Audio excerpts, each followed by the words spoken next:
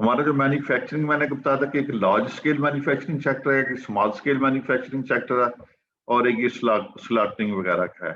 तो large scale के अंदर हमारी कौन कौन सी इंडस्ट्री आती है जी? या मंथ टू मंथ जो है फिजिकल ईयर 1920 का बताया गया कि ग्रोथ रेट क्या है। जुलाई अगस्त से तकरीबन कांस्टेंट है, ये फरवरी से फिर नीचे गया, आई डोंट नो क्या रीजन थी। इसी तरह ये फूड बेवरेजेस का बताया गया है, ये सितंबर नवंबर से नवंबर में फिर ये हाई डिमांड इंक्रीज हुई है। ये मोस्टली ट्रेंड्स हैं। ये fertiliser, automobile and non metallic industries है, उसका ग्रोथ है। Large scale manufacturing growth rate month to month है।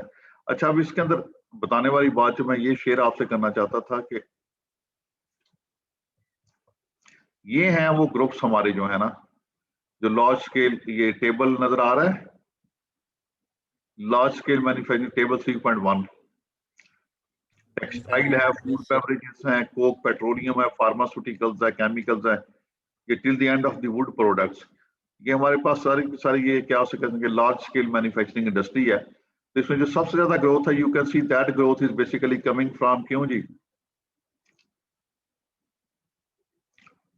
क्या जी, group wise growth of large scale. तो टेक्सटाइल के अंदर ग्रोथ है, फूड बेवरेजेस टोबैको के अंदर हाई ग्रोथ है, बाकी ये तकरीबन कोक के अंदर भी ग्रोथ आपको नजर आ रही है। केमिकल्स के अंदर वन, फार्मास्यूटिकल इंडस्ट्री भी बड़ी ग्रो कर रही है माय डियर। अब तो स्ट्रीट लेवल पे कौम खा रही है, या फार्मास्यूटिक्स ग्रो करते।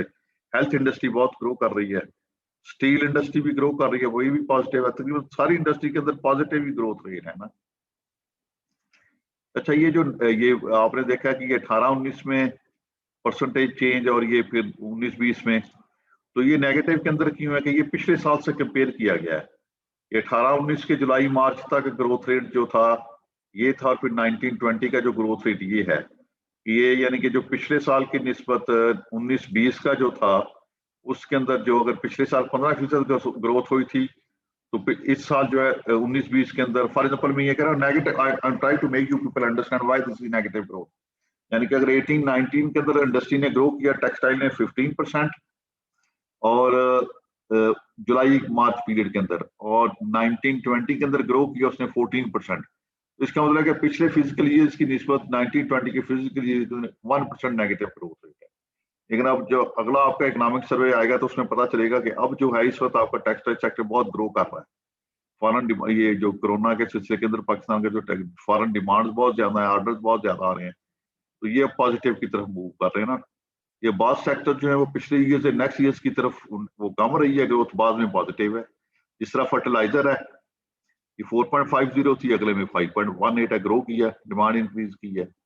इलेक्ट्रॉनिक्स के अंदर जो है वो नेगेटिव में चली गई है। लेदर प्रोडक्ट्स पॉजिटिव में है, पेपर भी पॉजिटिव में है, रबर प्रोडक्ट्स भी पॉजिटिव है। तो इलेक्ट्रॉनिक्स की कोई बताएगा, वुड प्रोडक्ट्स भी नेगेटिव में, कोई बताएगा कि ये नेगेटिव में क्या रीजन है इसकी, क्यों जी?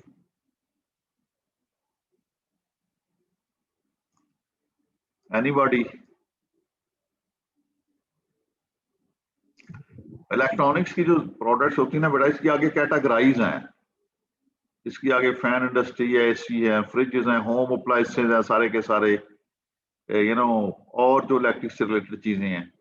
तो ये बाज आइटम जो है वो नेगेटिव में चले जाते हैं। जिस तरह आपका जो इकोनॉमी ग्रो नहीं कर रही, लोगों की पर कैपिटा इनकम ग्रो जो है वो फॉल कर रही है, तो साफ ज़ाहिर है वो एसी की जो परचेज है वो डिक्रीज कर जाएगी, फ्रिज की परचेज डिक्रीज कर जाएगी। लोगों की परचेजिंग पावर ही नहीं है, इस वजह से ये बात का इंडस्ट्री जो नेगेटिव ग्रोथ रेट के अंदर चली जाती है। बहरहाल ये हमारी मेजर जो लार्ज स्केल इंडस्ट्रीज हैं,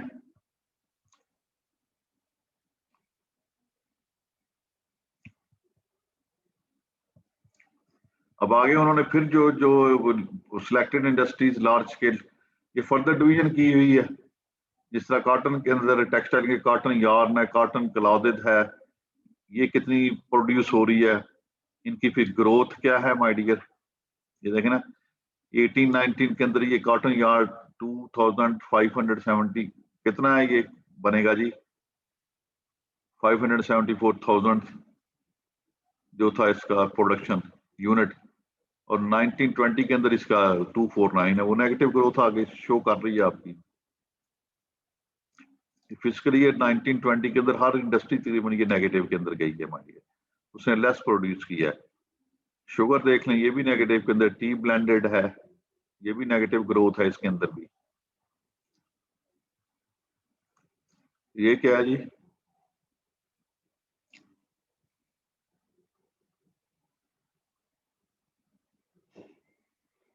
कुकिंग ऑयल, ये पॉजिटिव के अंदर ये ग्रोथ की है इंडस्ट्री। वेजिटेबल घी है, ये भी पॉजिटिव हैं। सिगरेट्स नेगेटिव में है। डीप फ्रीजर मैंने कहा था नेगेटिव चले गए। रेफ्रिजरेटर्स नेगेटिव, कम सेल हुई है। तो ये अपनी यूरिया पॉजिटिव में है। नाइट्रोजन फर्टिलाइजर, सीमेंट भी ग्रोथ है। सीमेंट इंडस्ट्री जो है वो ग्रोथ कर रही है। कंस्ट्रक्शन इंडस्ट्री फ्लोरिश कर रही है, उसके अंदर पॉजिटिव है। तो ये चीजें समझ आ रही है, उसमें कोई क्वेश्चन हो तो बताएं। क्यों जी? सर जी हमने इनको याद रखना है कि कौन सी चीज पॉजिटिव है कौन सी नेगेटिव। नहीं बेटा, ये तो एक ट्रेंड है, आपको ट्रेंड बताया। आपको ये बताना चाहिए कि जो मेजर, जो हमारी लार्ज स्केल मैन्युफैक्चरिंग इंडस्ट्री की अगर बात करते हैं तो उसके अंदर कौन कौन सी इंडस्ट्री फॉल करती है, ये आपको आइडिया होना चाहिए। उसके अंदर कुकिंग ऑयल जो भी है, सीमेंट है, इलेक्ट्रॉनिक्स है, लार्ज स्केल टेक्सटाइल है हमारी, सीमेंट है, ये जीप कार्स है, ये आपको होना चाहिए क्लैरिफाई। अगर लार्ज स्केल मैन्युफैक्चरिंग इंडस्ट्री की बात करते हैं तो उसके अंदर कौन कौन से यूनिट्स फॉल करते हैं। बाकी I am not going to say you to remove all these figures, ये तो एक आइडिया है। अब जिस तरह ये है steps to boost industrialisation physical year, अब कौन कौन से गवर्नमेंट ने स्टेप्स लिए हैं कि वो जो है, ये जिस तरह ये गवर्नमेंट है उन्होंने कंस्ट्रक्शन सेक्टर के लिए स्पेशल पैकेज दिया है। किसी को याद क्या पैकेज दिया है? क्यों जी?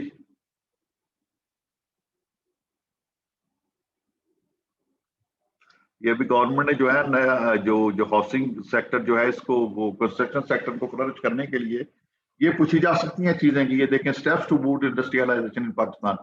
कंस्ट्रक्शन सेक्टर के लिए पैकेज के अंदर एमनेस्टी स्कीम है। गवर्नमेंट ने कहा जी कि अपना, अगर आप रियल एस्टेट के अंदर इन्वेस्टमेंट कर लें, we are not going to ask you from where you have got that money. जो ब्लैक मनी है उसे वाइट कर लें, तो इसलिए प्रॉपर्टी प्राइसेस इंक्रीज कर गई हैं। टैक्स एग्जम्पशंस दी हैं कोई, जो इस पे जो raw material that is used in the construction industry, उसको बूस्ट करने के लिए, ताकि एम्प्लॉयमेंट जनरेट हो। कुछ स्टील के अंदर कुछ हिस्सा, जो भी ब्रेक इंडस्ट्री को, उसमें टैक्सेस एग्जम्पशंस दी हैं। ₹30 बिलियन सब्सिडी फॉर नया पाकिस्तान जो हाउसिंग स्कीम्स है उनके लिए गवर्नमेंट ने कुछ दिया है, ये कंस्ट्रक्शन इंडस्ट्रीज के लिए, ताकि ये सीमेंट, ब्रिक्स, आयरन वगैरह, ये इनको थोड़ा सा सपोर्ट दी है गवर्नमेंट ने, ताकि ये कंस्ट्रक्शन इंडस्ट्री के अंदर जो है इन्वेस्टमेंट आए। इसी तरह और क्या है जी?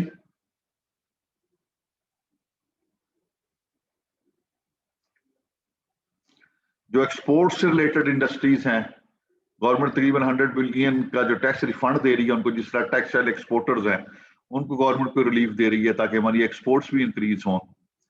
उसमें फिर सब्सिडीज हैं गवर्नमेंट ने दी हैं, कोई इलेक्ट्रिसिटी पे, कोई गैस पे सब्सिडी दी है, कोई जो चीपर लोन है, इंटरेस्ट रेट कम करती है हमारी। जो पॉलिसी इंटरेस्ट रेट है 7% पे है अगर आपने क्रेडिट बैंकिंग सेक्टर से लेना है। तो इस किस्म की जो है गवर्नमेंट ने कुछ फैसिलिटीज दी हैं to to to to facilitate export.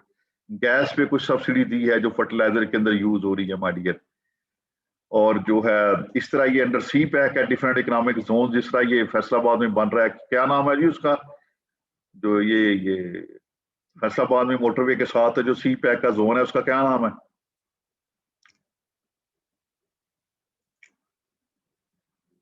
है किसी को याद? ट्रैवल नहीं करते मोटरवे पे? क्यों जी?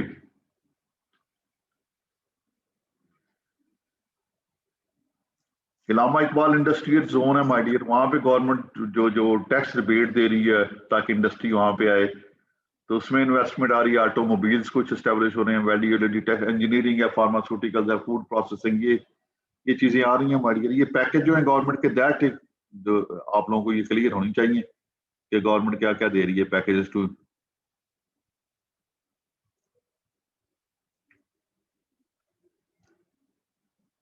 क्यों ये कोई पढ़ेगा क्या स्टेट बैंक ने लिए हैं ये?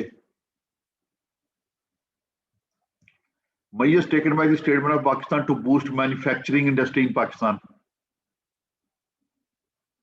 कोई बताएगा जी? मैं पढ़ूं? जी जी। supporting business to retain their workers and employees and prevent layoffs.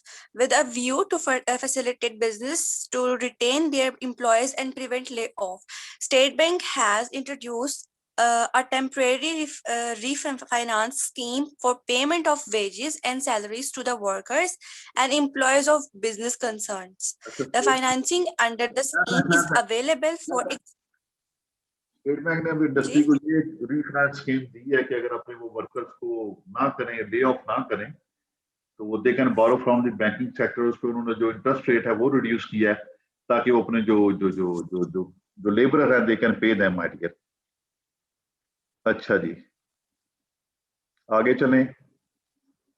The financing under the scheme is available for existing and new borrowers of banks and DFIs for payment of wages and salaries of all types of workers and employees, like the permanent, contractual, daily wagers, as well as outsourced workers for the months April-June 2020.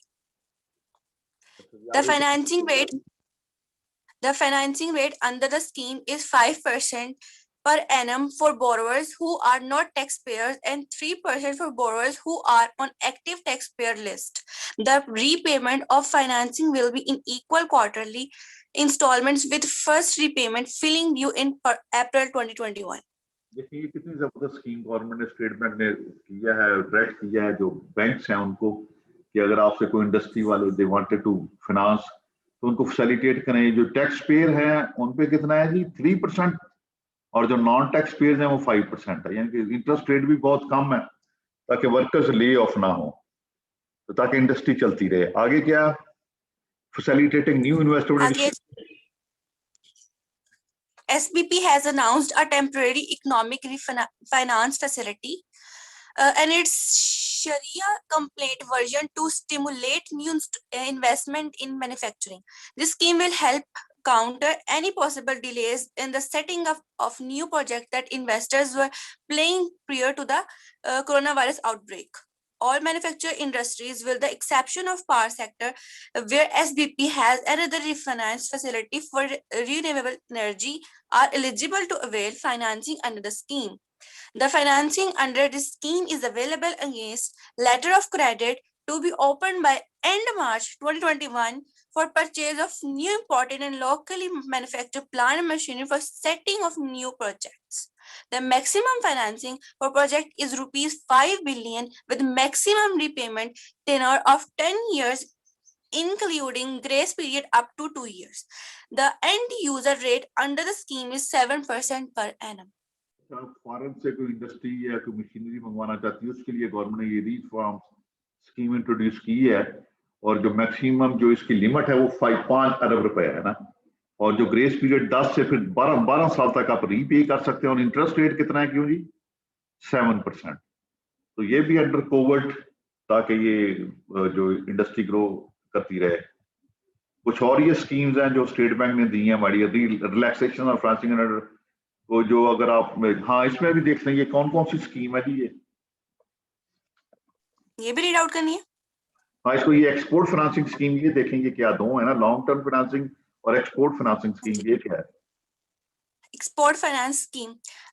SBP has reduced the performance requirement under EFS from twice to 1.5 times. That will be effective for current year as well as fiscal year 2021. State Bank has also extended existing export performance period of 1 year by another 6 months. This extended period will also be used for setting new limits for fiscal year 2021, allowing higher limits to exporters. The shipment period has also been extended by 6 months. जो limit सी कुछ time period की वो कुछ increase की है, export limit कुछ facility exporters को भी दी है ना। अच्छा ये क्या है, लॉन्ग टर्म फाइनेंसिंग क्या है? The eligibility requirement for availing financing has been reduced from export of worth 5% or USD 5 million to 40% or USD 4 million, whichever is lower for all the borrowings during the period January 1, 2020 to September 30, 2020. In case of exporters opting for projected exports criteria, State Bank has extended export performance period for maximum period of 4 years to 5 years. इसमें भी exporters को जो पहले अगर 5 million तक export की product की you can take credit जो भी facility no that has reduce to $4 million अगर आप इस 4 मिलियन वर्थ की कर रहे हैं तो आपको फाइनेंसिंग स्कीम है। बाकी वो पीरियड भी रिलैक्स इंक्रीज कर दिया फ्रॉम 4 to 1 years। तो स्टेट बैंक हैज टेकन ये इस किस्म की चीजें हैं that you need to be clear. अब ये टेक्सटाइल इंडस्ट्री को फर्दर जो है वो उन्होंने ब्रेकअप किया है। इसके अंदर एक्सपोर्ट्स ऑफ पाकिस्तान टेक्सटाइल्स ये थोड़ी सी दी है। कॉटन एंड कॉटन टेक्सटाइल्स ये स्टार्ट फ्रॉम 2014-15 से 1920 तक का इसका एक कितनी वर्थ की हम एक्सपोर्ट्स कर रहे हैं my dear. Synthetic and textiles तो ये सारा आपके सामने ये तकरीबन पॉजिटिव ग्रोथ है।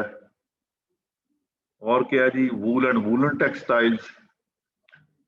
अच्छा, पाकिस्तान की एक चीज हम जो हम Pakistan had a very good potential you know जो क्या से कह सकते हैं वूल के अंदर भी जो है ना, इसमें होता क्या है कि मुल्तान के अंदर हमने एक सर्वे किया था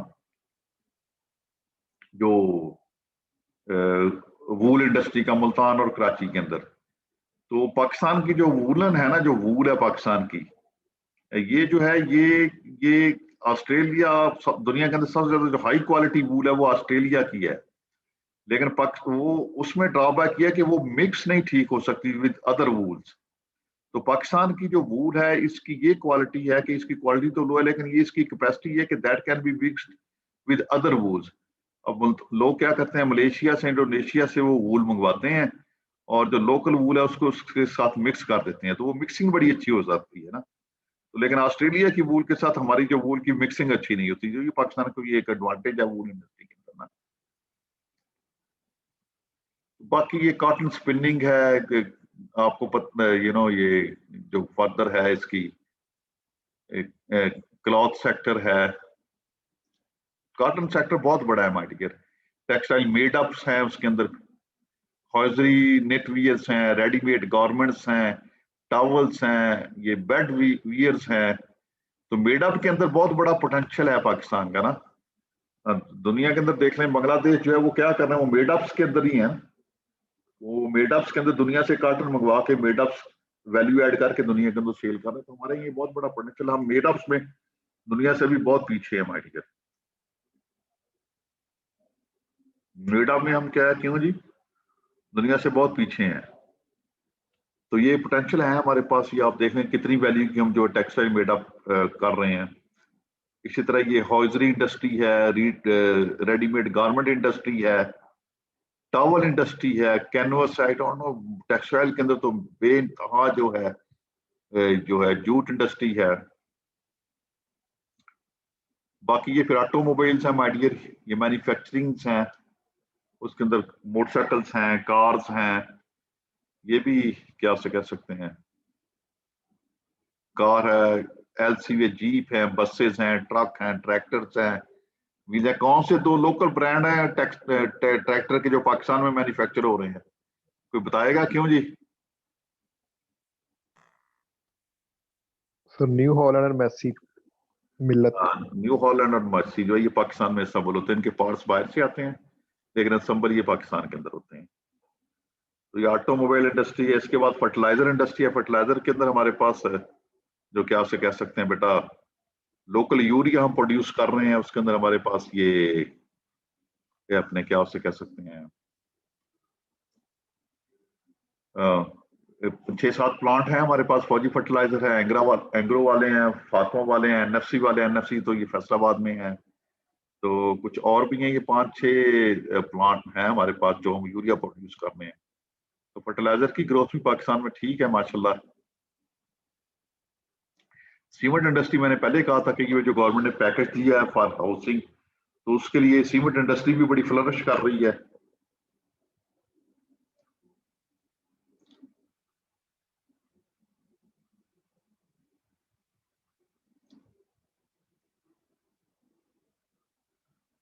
ये आप सीमेंट इंडस्ट्री की ग्रोथ देख सकते हैं my dear, it's constantly growing.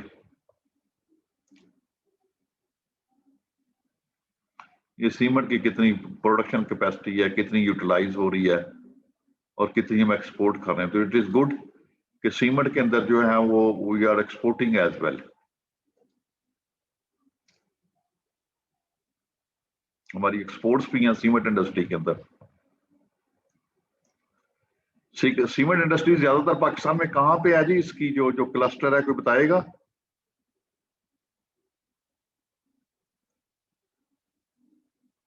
Textile का जिस तरह कहते हैं जी फैसलाबाद है, ठीक है, और फर्टिलाइजर का मुल्तान है, माछी कोट है सिंध के अंदर, कराची में है। सीमेंट का क्लस्टर कहाँ पे है? डीजी खान सर, मेरे ख्याल से तो डीजी खान है। सीमेंट का जो मेन क्लस्टर है बेटा वो डिस्ट्रिक्ट चकवाल में है। डीजी खान सीमेंट भी है, डीजी खान भी है, लेकिन जो मेन क्लस्टर है सीमेंट का वो चकवाल में है। अगर आप कभी ये जाते हैं चकवाल तो वो जो जो क्या उसका नाम, कलर काल से उतरे ना, जो सीधन शाह की तरफ जाएं, वो जो क्या हिंदुओं का बहुत बड़ा मंदिर है, क्या उसका नाम है, जो हेरिटेज भी है? किला कटास सर। हाँ, वो कटास की तरफ जाए ना तो रास्ते में आपको ये काफी यूनिट मिलते हैं इसके, क्योंकि रॉ मटेरियल वहां पे अवेलेबल है ना, वो पत्थर जो है, स्टोन जो है वहां पे इजीली अवेलेबल है। तो डीजी खां सीमेंट डीजी खां में भी है। तो ज्यादातर हमारा जो एक्सपोर्ट डेस्टिनेशन है सीमेंट की, वो जा भी इधर ही रहा है। सेंट्रल एशियन स्टेट्स को हम एक्सपोर्ट करते हैं ज्यादातर सीमेंट जो है।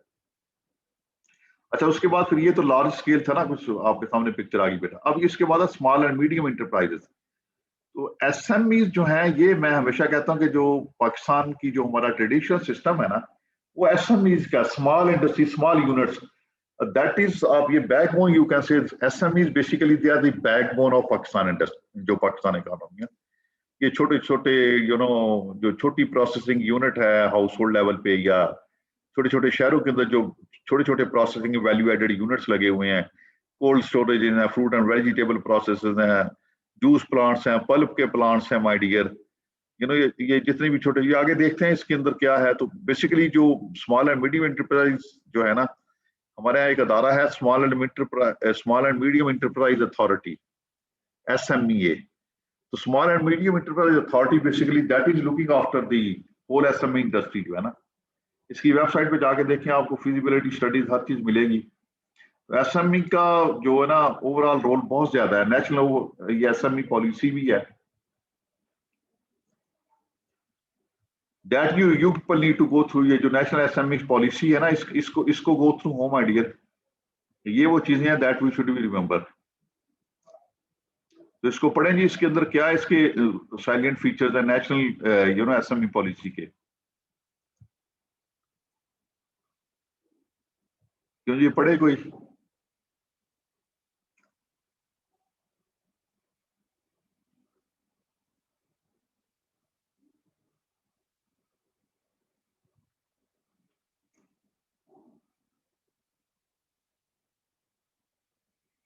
क्यों जी, एनीबॉडी?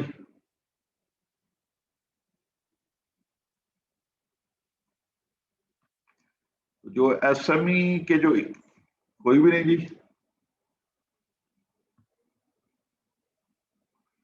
SME डेवलपमेंट के जो मेन इश्यूज है वो एक्सेस टू फाइनेंस है, बिजनेस डेवलपमेंट रिलेटेड सर्विसेज है, माय डियर, टेक्नोलॉजी है, मार्केट एक्सेस है, स्टैंडर्ड्स एंड सर्टिफिकेशंस हैं, क्या से सिंप्लीफिकेशन है, स्टैंडर्डाइजेशन ऑफ टैक्स रजीम्स हैं, reduction in the cost of doing business. तो ये मेन इशू जो है ये है माय डियर कि SMEs को जो है ना, बैंक फाइनेंस जो है, स्टैंडर्ड्स क्या है, टेक्नोलॉजी, मार्केटिंग, जो IT रिलेटेड चीजें हैं my dear, women entrepreneurship, daily life stock sector के अंदर है। तो इसके अंदर जो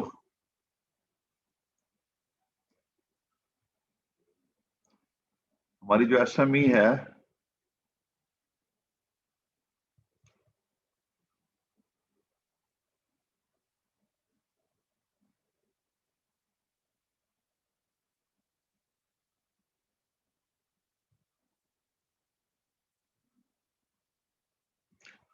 हाँ जी, ये क्या है जी, डेवलपमेंट प्रोजेक्ट्स, इसको कोई पढ़े जी?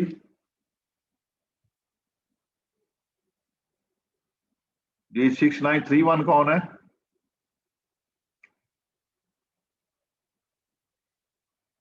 वो 6931,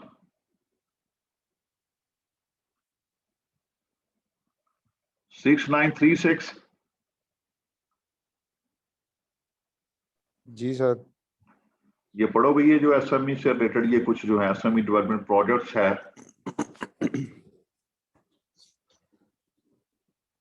Product Development Center for Compositor-Based Sports Goods, Sialkot. The project will serve as a common faculty center for manufacturing of composite sports goods, hockey sticks, baseball and cricket bats, billiards oars, rackets, fishing tackle and golf sticks. 10,800 products per annum. It is being undertaken to prepare and support local industry to gradually enter the international market. Yes, sir. International market of composite-based sport goods. The total cost of project is 487.9697 million, out of which an allocation of rupees 100 million has been made for FY 2020. ये जो cluster development है उस पर focus है कि सियालकोट के अंदर ये सारी चीजें प्रोवाइड की जाए माइडियर। इसी तरह ये फूड फ्रूट डिहाइड्रेशन यूनिट है, that government under SME policy स्वीटा they are establishing in for processing fruits and vegetable my dear. स्वाद के अंदर, स्वाद बहुत बड़ा हब है हमारे यहाँ जहाँ पे फ्रूट्स एंड वेजिटेबल्स होती हैं ज्यादा, तो वहाँ पे ये डिहाइड्रेशन प्लांट है कि कैसे जो है वो वैल्यू एड की जाए माइडियर फ्रूट्स एंड वेजिटेबल्स के अंदर। इसी तरह एसएमई बिजनेस फैसिलिटेशन सेंटर है to guide this SMEs. Multan के अंदर ये बड़े बड़े कुछ प्रोजेक्ट्स हैं। Business skill development centre for women at Dera Ismail Khan to develop the women entrepreneurship idea, उसके लिए कोई प्रोजेक्ट्स अंडरटेक कर रहे हैं। तो ये डिफरेंट प्रोजेक्ट्स हैं माइडियर जो है ना। इसी तरह जो है ये इंटरनेशनल लेवल पे भी with the help of the special international development partner जो वो स्मीटा इंडस्ट्रियल सपोर्ट प्रोग्राम है, तो ये क्या उसे कह सकते हैं, Japan International Cooperation Agency that is financing them, German International Cooperation Agency है, they are financing my dear. तो डिफरेंट ऑटो पार्ट्स, एनर्जी से रिलेटेड ये स्मॉल इंडस्ट्री जो है, हेल्थ सेफ्टी से रिलेटेड कोई small industry, they are helping them my dear. Economic cooperation development forum under FATA economic rehabilitation revitalization program, तो ये UNDP का, तो फाटा के अंदर कोई ऐसा कोई जो स्मॉल इंडस्ट्रीज को एस्टैब्लिश करना माइडियर। तो ये डिफरेंट डिटेल्स हैं।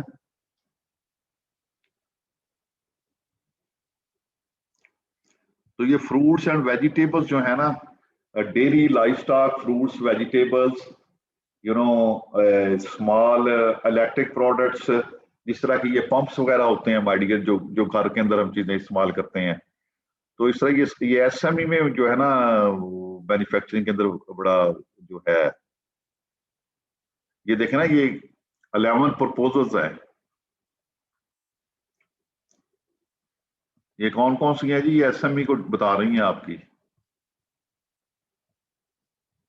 Cold storage facility Mirpur Khas, fruit processing and ripening facility Karachi, dehydration and frying processing facility Karachi, garment stitching unit small level पे, peanut processing industry Peshawar Khyber Pakhtunkhwa, peanut consumer numerical control routine machine पता नहीं क्या for wood carving, fruit vegetable and meat dehydration, maize silage processing, ये बड़ा common हो रहा है। मेज से जो स्मॉल लेवल पे साइलेज जो है ये ड्राई फीड है फॉर एनिमल्स, हनी प्रोसेसिंग ये बड़ी कॉमन हो रही है। चकवाल के अंदर ये इंडस्ट्री बड़ी ऊपर आ रही है माइडियर।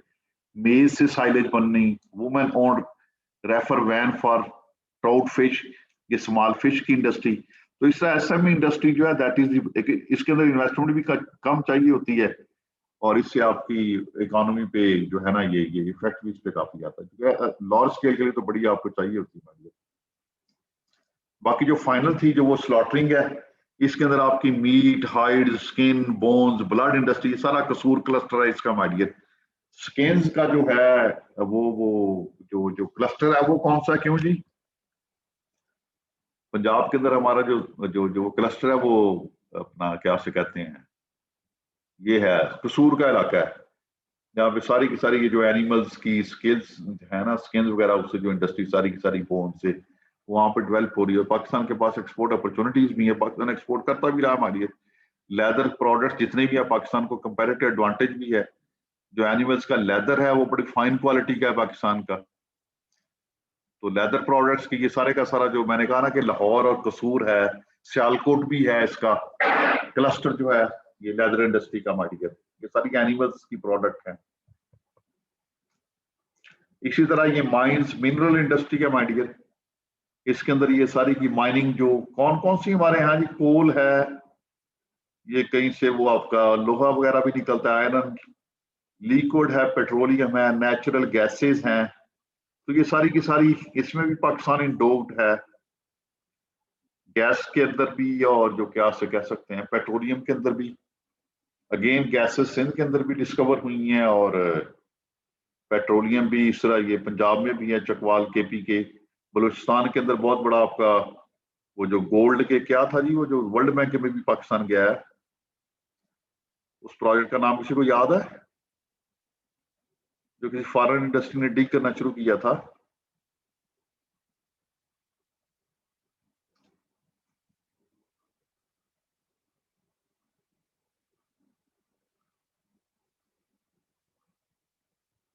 यानी कि आप अंदाजा करें कि ये मिनरल्स की बात, ये क्यों मेरे ज़हन से नाम निकल गया। पाकिस्तान में ये पढ़े जरा, ये पहली लाइन मिनरल्स की पढ़े जरा, ये मैंने जो हाईलाइट की है, क्यों जी एनीबॉडी?